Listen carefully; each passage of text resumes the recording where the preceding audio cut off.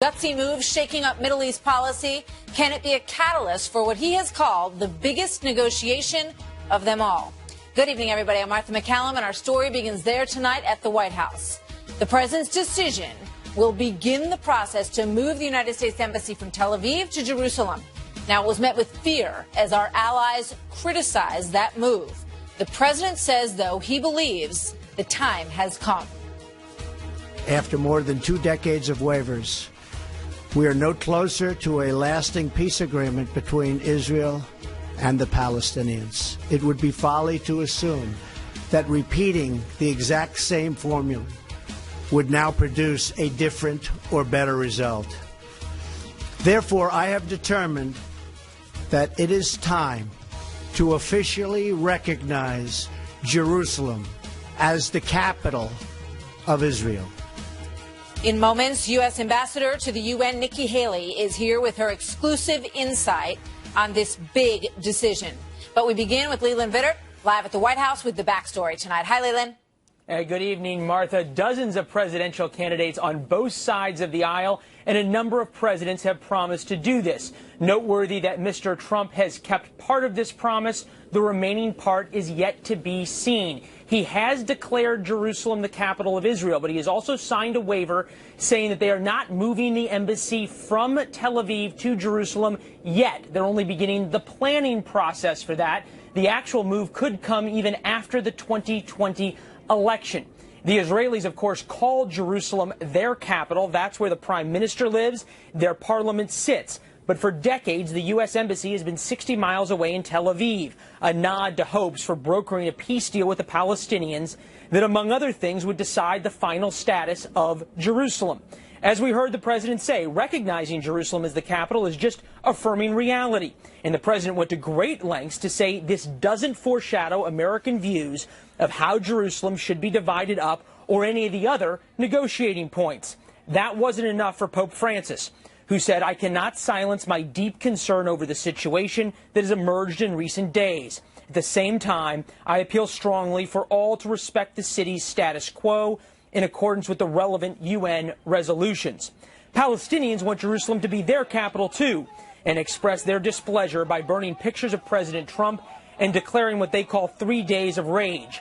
Although the feared riots did not materialize today, a number of sources on the ground tell me that was because of the weather in Jerusalem. But the chilly rain did not take down the temperature of the words.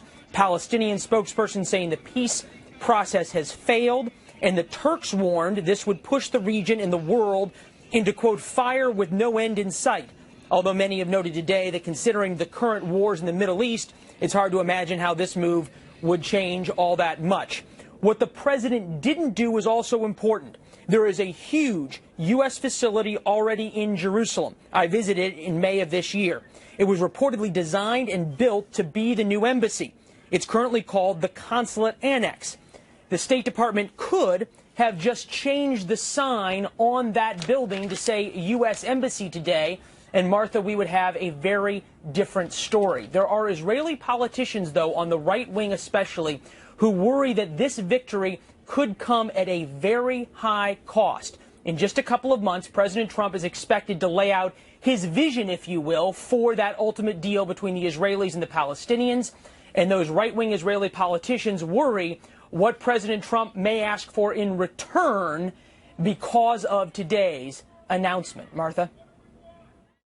Here now with more on President Trump's historic decision today, U.S. Ambassador to the United Nations, Nikki Haley. Ambassador, great to have you with us tonight. Good evening. Big day. So it is a big day, and former presidents have suggested that they wanted to do this, but they didn't see it through, and ultimately they decided that it was good in theory, but that it was too dangerous in practice. So what changed? You know, what's interesting is it's not just former presidents, the American people. So back in 1995, the American people, through their members of Congress, said that they wanted to acknowledge Jerusalem as the capital of Israel. And they wanted the embassy moved there like we do in every other country, having the embassy in the capital. What happened was president after president kept being told, don't do it, you'll mess up the peace process. Well, 22 years later, we haven't had a peace process. What the president did today was, one, listen to the will of the American people. They just unanimously voted again 6 months ago, Republicans and Democrats, to do this. So he listened to the American people. But more importantly, he made a symbolic move to say we are committed to the peace process. We are committed to seeing Israelis and Palestinians come together at peace. But at the same time, we're going to do what the American people have asked us to do, which is do what we do in every other country and put the embassy in the capital. So many of our allies disagree. The Prime Minister of Great Britain, our closest ally, Theresa May, said it's a mistake. Jordan, Turkey also came out saying they thought this was dangerous, that it could provoke violence. Are you comfortable with the fact that it could lead to killings in the Middle East as a result of this decision? So, of course, we don't want to see killings. We don't want to see violence. But let's be clear. Let's do a reality check. Jerusalem is the capital of Israel. So we're acknowledging something that's common sense to everyone. The parliament's there, the prime minister's there, the Supreme Court's there. That is the capital. And by us putting the embassy there, that's a U.S. decision. Having said that, courage doesn't come by doing what everybody else says. Courage does by what you know is right. This is the right thing to do.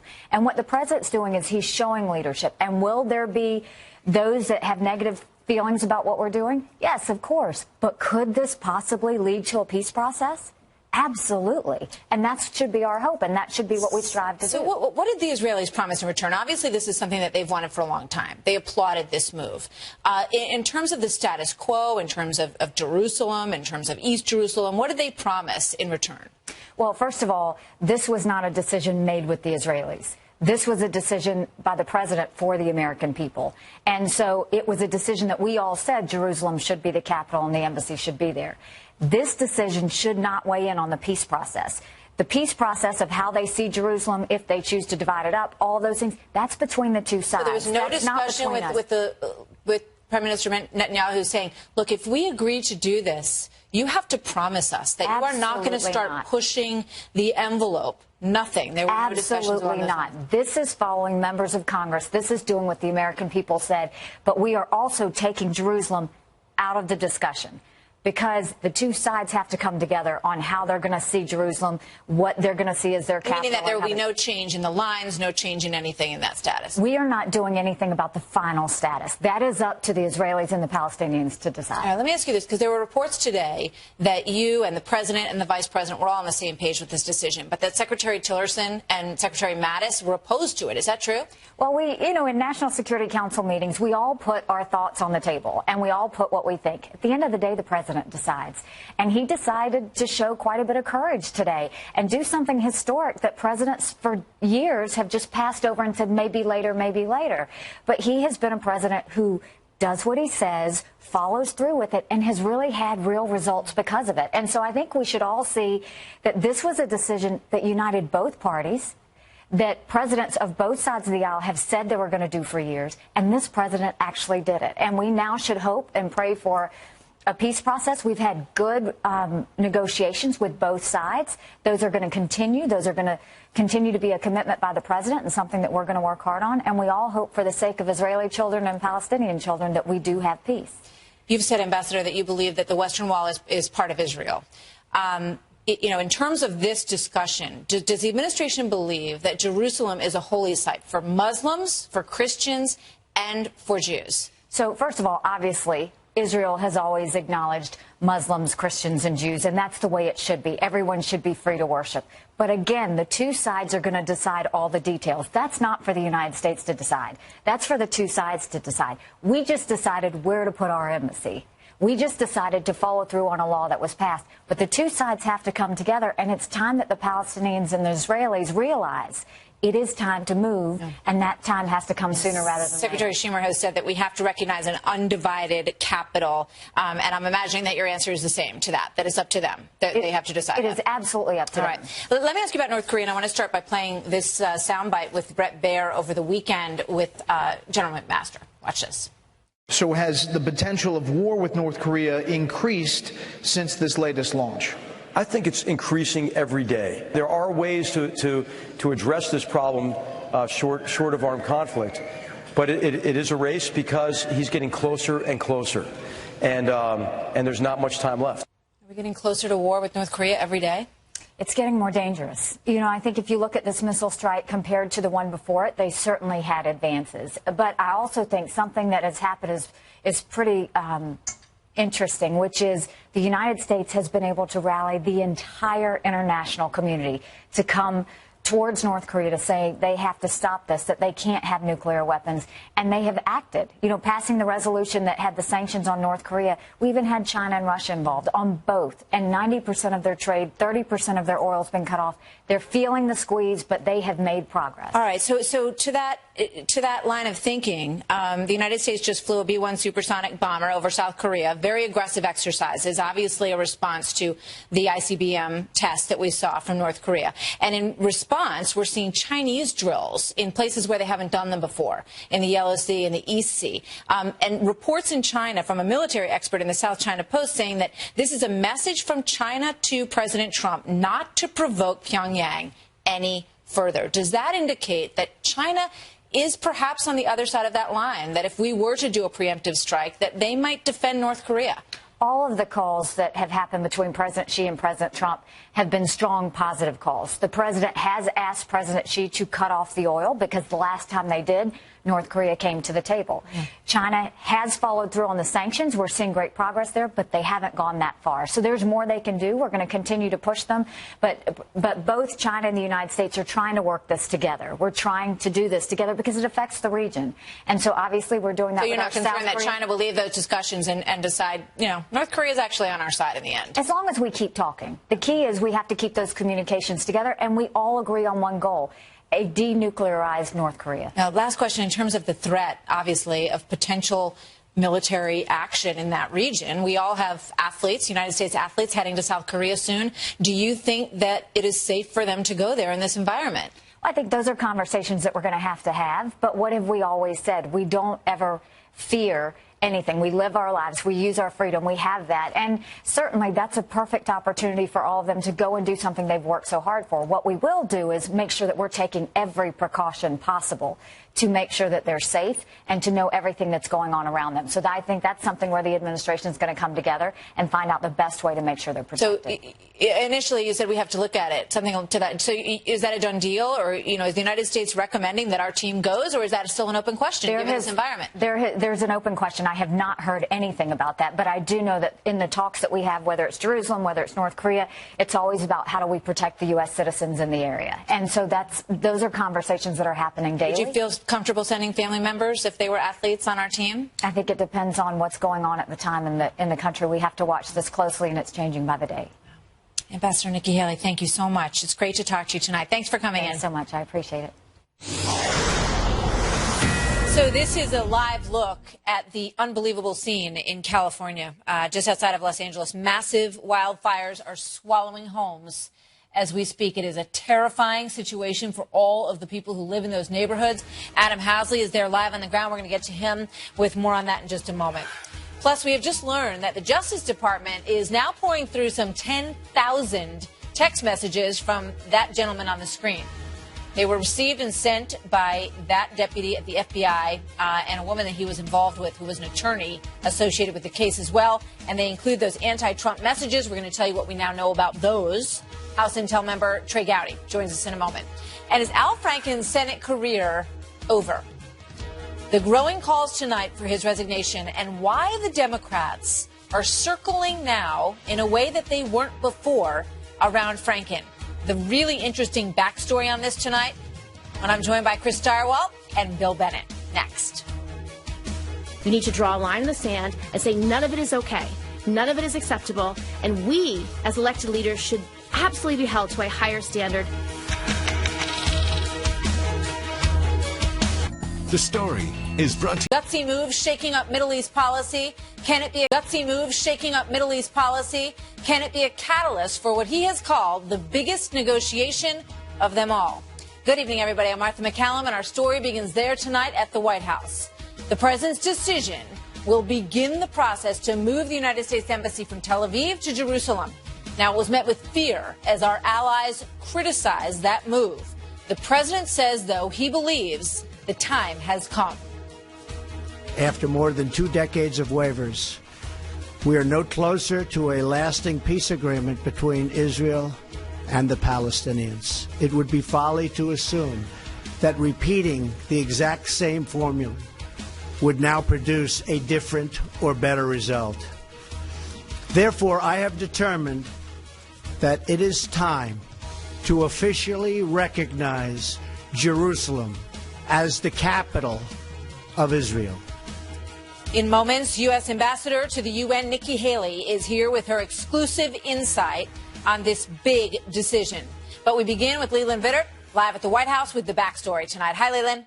Good evening, Martha. Dozens of presidential candidates on both sides of the aisle, and a number of presidents have promised to do this. Noteworthy that Mr. Trump has kept part of this promise. The remaining part is yet to be seen. He has declared Jerusalem the capital of Israel, but he has also signed a waiver saying that they are not moving the embassy from Tel Aviv to Jerusalem yet. They're only beginning the planning process for that. The actual move could come even after the 2020 election.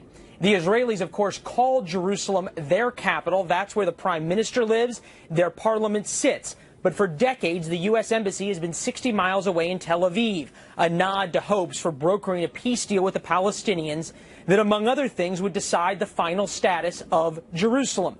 As we heard the president say, recognizing Jerusalem as the capital is just affirming reality. And the president went to great lengths to say this doesn't foreshadow American views of how Jerusalem should be divided up or any of the other negotiating points.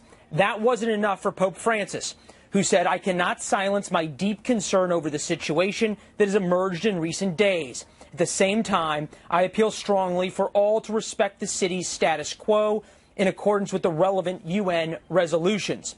Palestinians want Jerusalem to be their capital, too, and express their displeasure by burning pictures of President Trump and declaring what they call 3 days of rage. Although the feared riots did not materialize today, a number of sources on the ground tell me that was because of the weather in Jerusalem. But the chilly rain did not take down the temperature of the words. Palestinian spokesperson saying the peace process has failed, and the Turks warned this would push the region and the world into, quote, fire with no end in sight. Although many have noted today that considering the current wars in the Middle East, it's hard to imagine how this move would change all that much. What the president didn't do was also important. There is a huge U.S. facility already in Jerusalem. I visited in May of this year. It was reportedly designed and built to be the new embassy. It's currently called the Consulate Annex. The State Department could have just changed the sign on that building to say U.S. Embassy today.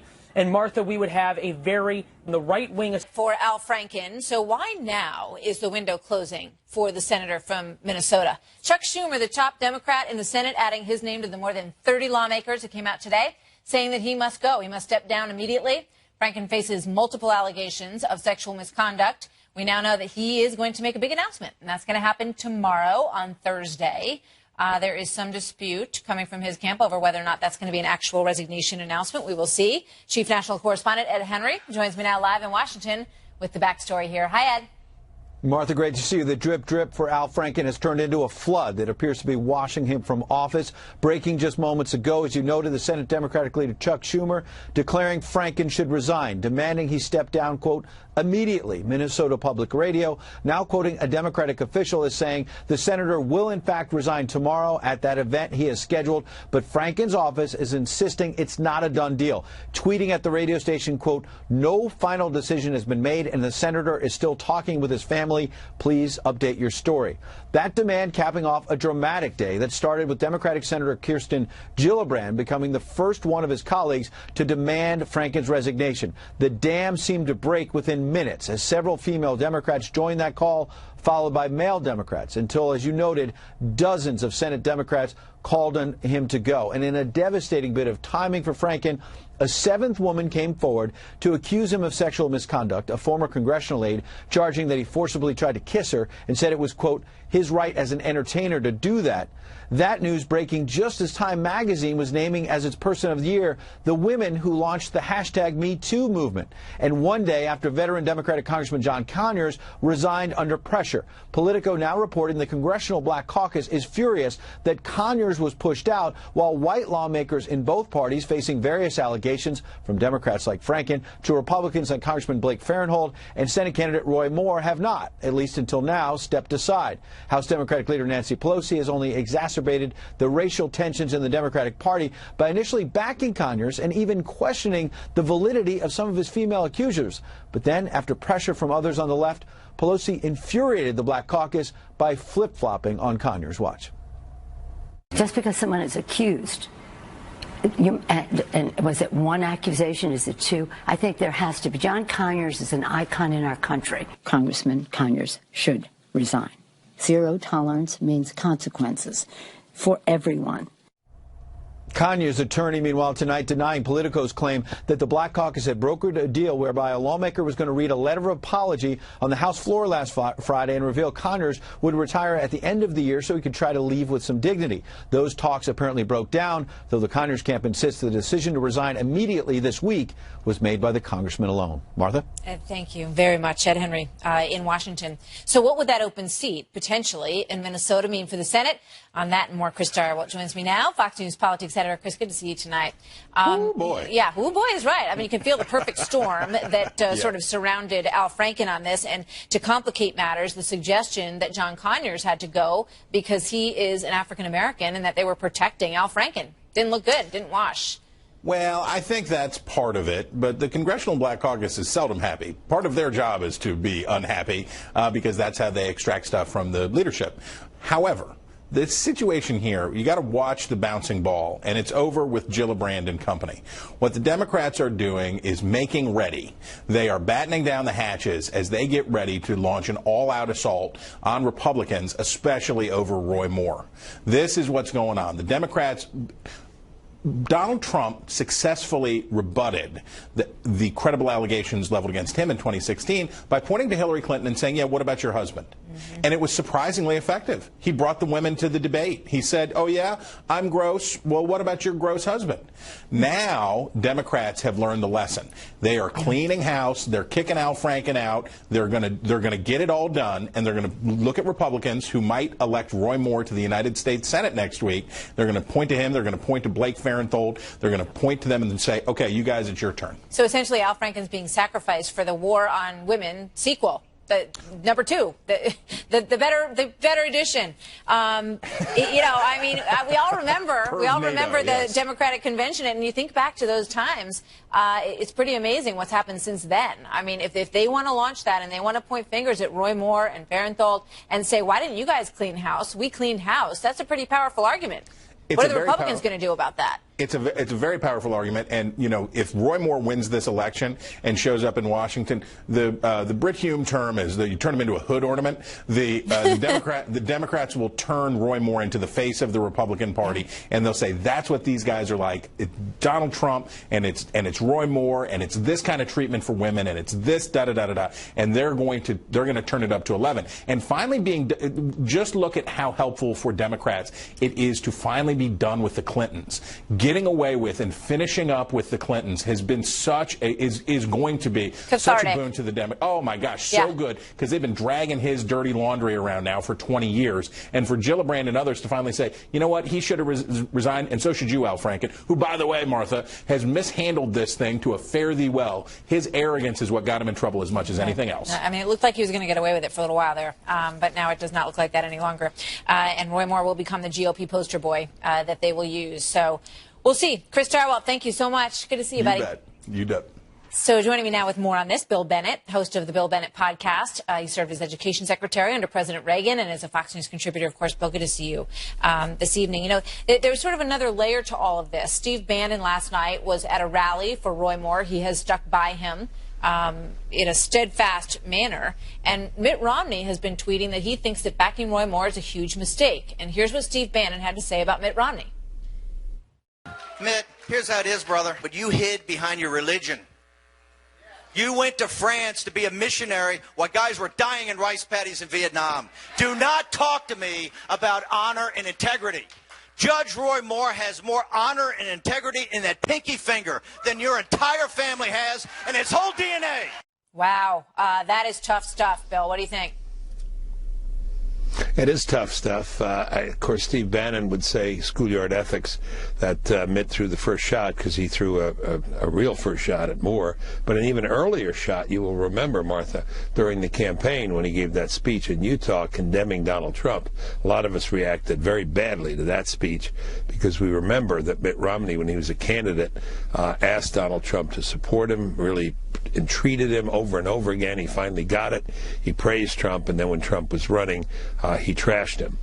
So, if you pull on Steve Bannon's chain, he's going to hit you back, and that's what he did. As to the motivations of the Romney kids, the Romney boys, I don't know. But if Romney's going to enter into that kind of fight, that's what's going to happen. Let me just say something. I largely agree with... What's that? Go ahead. Sorry. I largely agree with Chris, except I think if Roy Moore is elected, and I think he will be, I think it'll change things. Once he is chosen by the people of Alabama, and it's not an open question anymore, I think that changes the dynamic.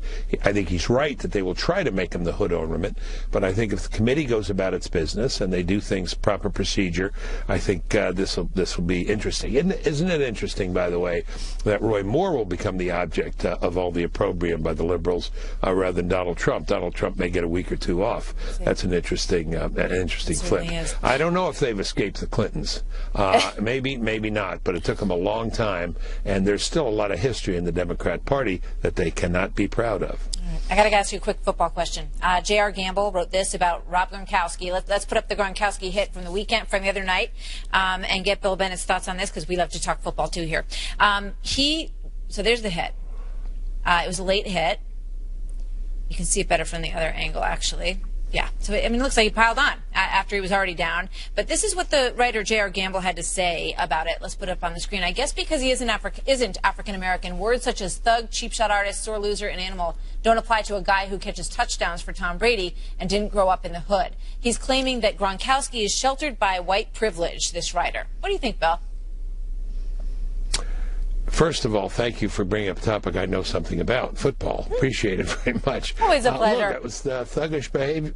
That was thuggish behavior by Gronkowski. I know you're a Pats fan, yep. And he's an incredible football player, but that was bad. Everybody can look at that and say it's bad. But he was hardly excused, Martha. What did he pay? $281,000? Yeah, and a one-game suspension. That was the amount for the suspension. And, we're getting suspensions all over the place. If you watched, which I know you did, the Steelers the other night, you saw that Juju Schuster-Smith, not JoJo Schuster-Smith, which is what John Gruden calls him, slight correction there, also got suspended for a game. By the way, there are too many flags in football. Can somebody run back a kick or a punt without a flag, please? That's an interesting question. And there's also the argument that Gronkowski maybe shouldn't have even been playing. They beat them 23-3, and they have to get ready for the Steelers next weekend, right, Bill? Yeah, they do. And you're just not worried in the least, are you, Patriots fans? I know. I lived there. No, we're always worried. There, a real fan is always worried. 2-14 and playing in Harvard Stadium. What's that? A real fan is always worried, right? Yeah, right. Yeah, well, I was there when they were 1-15, 2-14 in Harvard Stadium. They couldn't win, couldn't get a crowd. So I've been with them a long time. I respect that. I do.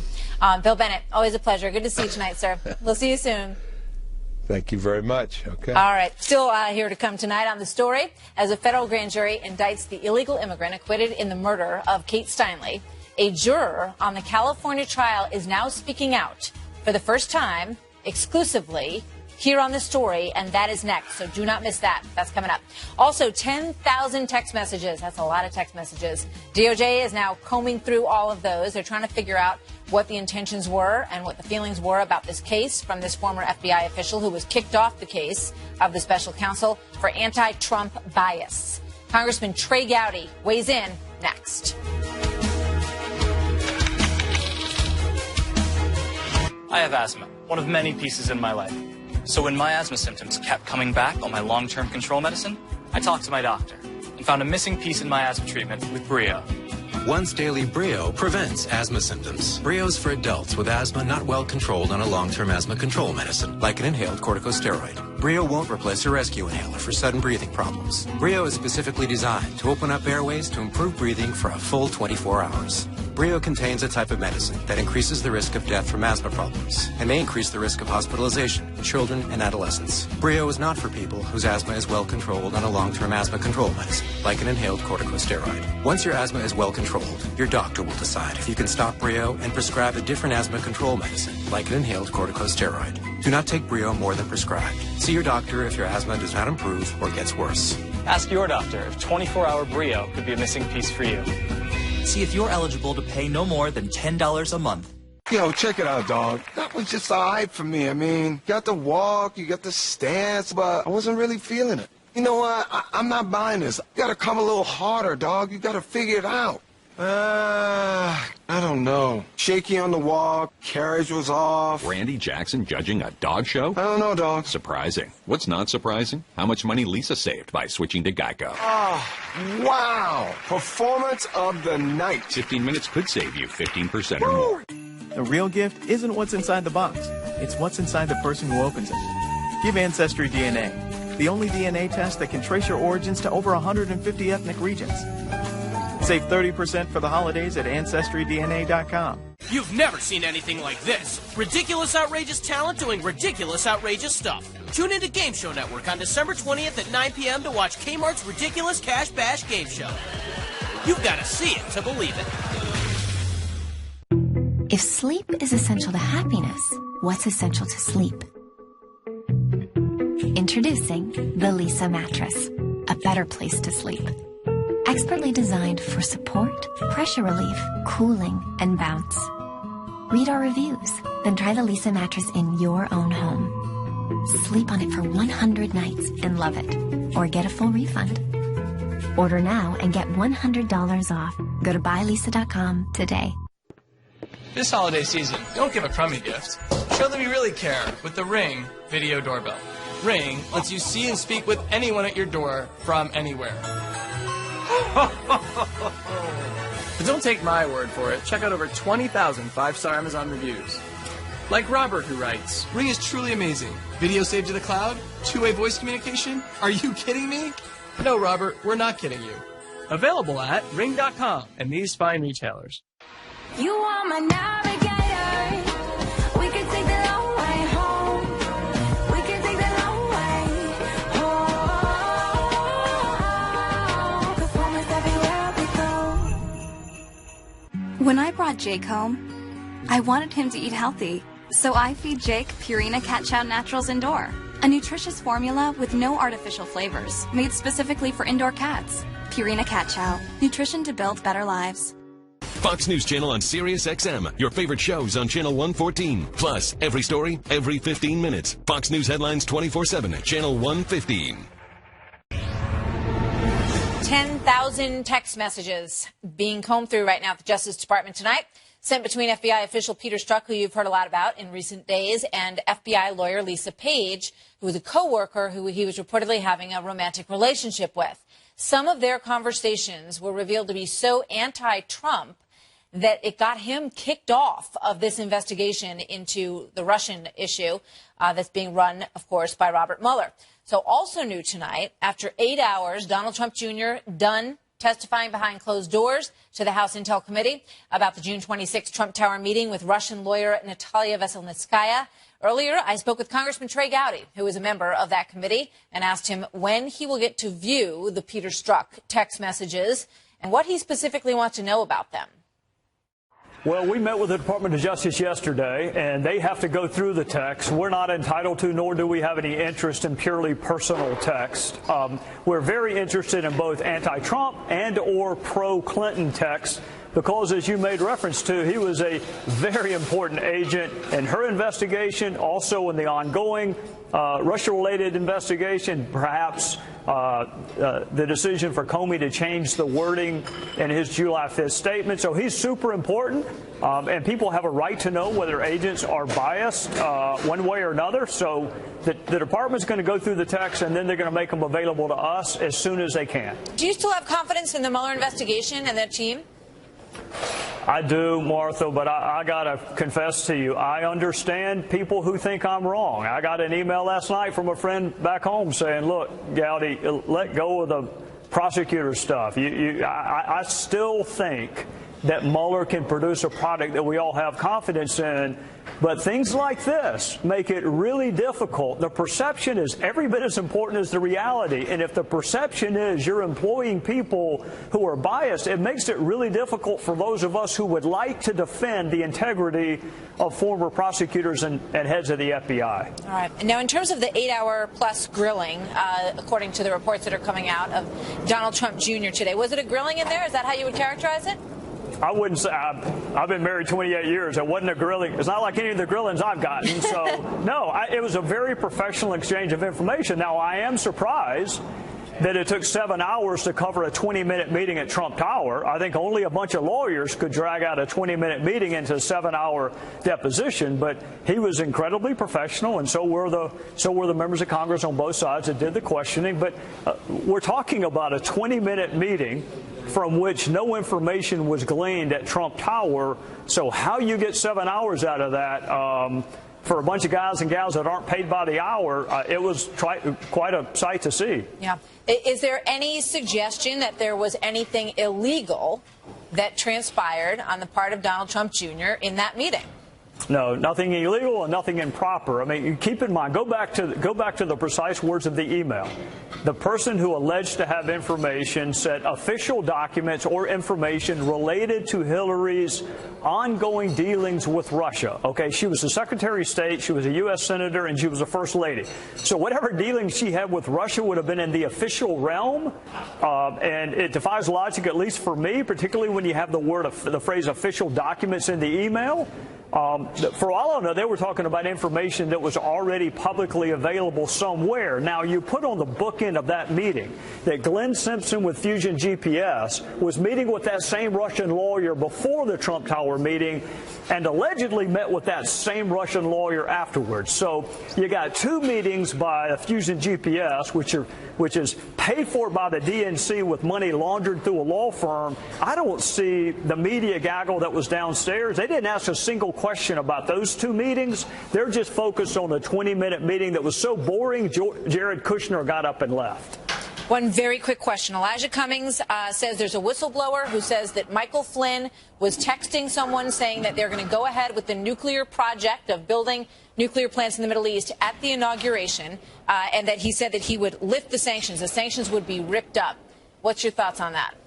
The first I heard of it was today. I was in a skiff all morning, so I heard about it at the same time you heard about it, which I don't know why Democrats won't give you the letter before they give it to the press, but I learned about it when you learned about it, and I went and gave a copy of the letter to Adam Schiff and Mike Conaway, who are the two top folks on HPSI, on House Intel, and said if we need to add people to the witness list, let's do it. I want to know everything there is to know about Flynn and Russia, but I'm not going to interfere with Mueller, and I don't think every committee of Congress needs to investigate the same fact pattern. So HPSI can do it. I gave the letter to Adam and Mike Conaway, and whatever they want to do with it, I'm all for. All right. Congressman, thank you so much. Trey Gowdy, yes, good to see you as always. The illegal immigrant who was deported 5 times and was acquitted last Friday night in the case of Kate Steinle is now facing federal charges that could put him behind bars for decades. It comes tonight as one of the jurors, an alternate, is speaking out, and in moments we will speak with him. But we begin with Trace Gallagher, who is live with the backstory tonight from our West Coast newsroom. Hi, Trace. Hi, Martha. Jose Garcia Zarate has now been indicted by a federal grand jury for being a felon in possession of a firearm and being an illegal immigrant in possession of a firearm. If he's convicted on one or both charges, he faces up to 10 years in prison before potentially being deported for a 6th time. For now, Garcia Zarate remains in state custody. When he is sentenced in state court, he is likely to get time served, and then legal experts say he'll be turned over to the federal government for trial. We have now finally heard publicly from San Francisco District Attorney George Gascon. The DA says the jury's acquittal of Zarate was, quote, hard to receive, but he respects the decision. He also lashed out at conservative pundits and President Trump for turning Zarate into a political football. Listen. I think it's important for the President of the United States to remember that this is a nation of laws. And part of being a nation of laws is that we respect the legal process, even when the outcome is one that we may be unhappy with. We need to use a little bit of discipline and not allow simply somebody a madman that is tweeting, dictate everything else that we do. We should note the DA also stands fully behind his city's sanctuary city policy, which we now know is the reason Garcia Zarate came to San Francisco in the first place. He told investigators the city's liberal laws made it easier for immigrants without documents to fly under the radar. Martha. It certainly did. Trace, thank you very much. I'm joined now by Phil Van Stockham, who served as an alternate juror on the Steinle trial. Phil, thanks for being here tonight. Good to have you with us. You know, I just want to start by, you weren't aware that he was a 7-time convicted felon and that he had been kicked out of the country 5 times and managed to make his way back in, or that ICE had asked for him to be detained and that he was let go from a San Francisco holding area. You weren't aware of any of that, right? None of that was discussed during the trial. We were told at the beginning of the trial that immigration was not at issue in this trial. It did not pertain to the evidence or the law surrounding the specific charges that were at issue. All right. You know, the thing that I think was the most shocking to most of us who watched this whole process was, you know, the first degree, the second-degree murder charges went by, but the involuntary manslaughter was the one that is really hard to understand. And I'd like you to tell us why you think the jury went the way it did. And you did not cast a final vote because you were an alternate. But the way it was charged